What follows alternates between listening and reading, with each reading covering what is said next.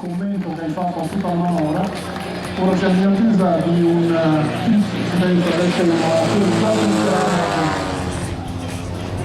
il primo PIS con motore da 55 cavalli fu seguito da una serie di macchine tutte conosciute come S1.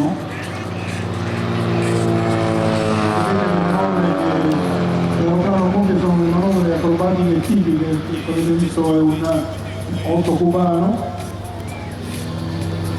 Nel 62 Curtis Spitz fondò la Spitz Enterprise e mise a disposizione degli appassionati i piani costruttivi del modello S1C monoposto. Questo velivolo in quegli anni, negli anni 50 e 60, era detentore di primati mondiali, essendosi classificato primo nelle competizioni internazionali. Il tettuccio, come vedete, potete vederlo anche da qui, è un tettuccio a bolla, è scorrevole, anche se molti di questi velivoli per esigenze per la volere dei piloti sono aperti. La caratteristica è di poter volare sempre di fronte al pubblico con un raggio di verata estremamente contenuto. Il modello iniziale fu l'S2A biposto, chiamato il grande pulsore, Big Stinger, creato da PIS come velivolo da addestramento acrobatico. La produzione annuale era di 12 modelli S1 e 24 S2.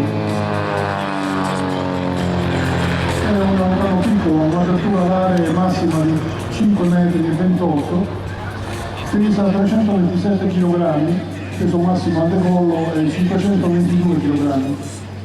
Ha un motore Lycom da 180 cavalli a cilindri contrapposti.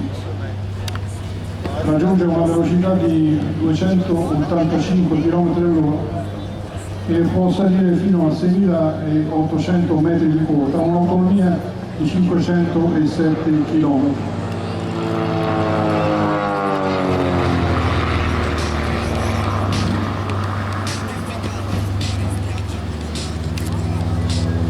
Come dicevo, il PIS Special ha dominato a livello mondiale delle competizioni di volo acrobatico negli anni 60 e 70, continuando a rimanere un eccellente velivolo da competizione nelle categorie minori, e questo anche recentemente. La data del primo volo di velivoli acrobatici costruiti proprio per questo scopo risale al settembre del 1944.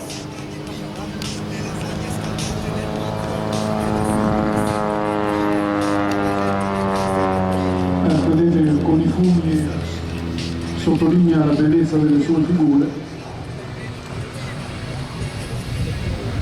Naturalmente era un velivolo che poteva essere autocostruito perché i piani di costruzione erano stati messi in vendita dalla PIS Aeronautica.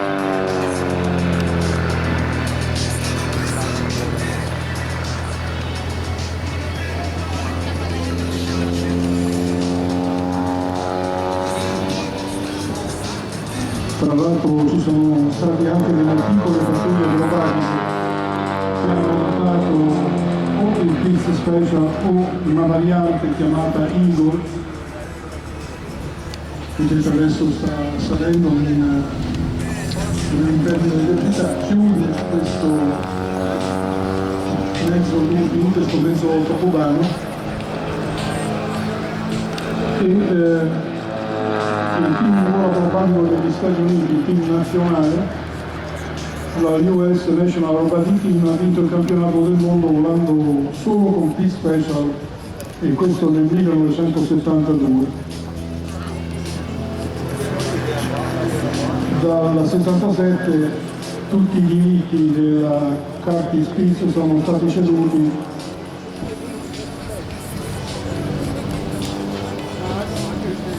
dalla PIS a un certo Christensen, che ha costruito poi, dopo che dicevo, l'Eagle, che si basava sui piani costruttivi del PIS Special. Le versioni che sono attualmente commerciali da questo velivolo sono prodotte dalla Aviat a Afton, nel Wyoming. Disponibile la versione S1 monoposto dotato di un motore boxer a 4 cilindri sempre della Lycom, con potenza fino a 200 cavalli.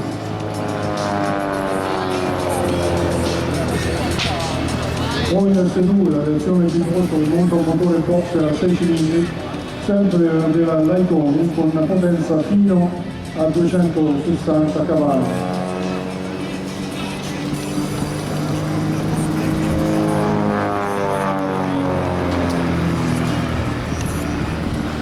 Comunque gli utilizzatori di questo velivolo in tutto il mondo, ma anche con pattuglie acrobatiche, per esempio in Cile la Giordania, che ha operato con i Royal Jordanian Falcons con 4 Teams S2A. Oggi la pattuglia acrobatica giordana vola con gli Extra 300.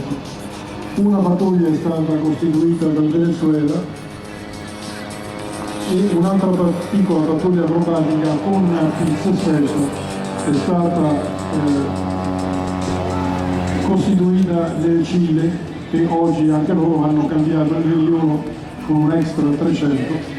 Il Cile, che è la pattuglia acrobatica cilena dei FARC, gli Halcones, è forse la pattuglia acrobatica civile più rinomata al mondo, più brava se vogliamo.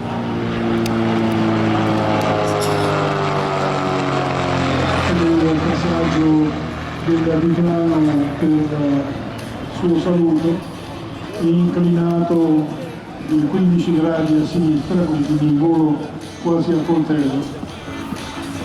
Una volta era proprio preferito il biplano proprio per...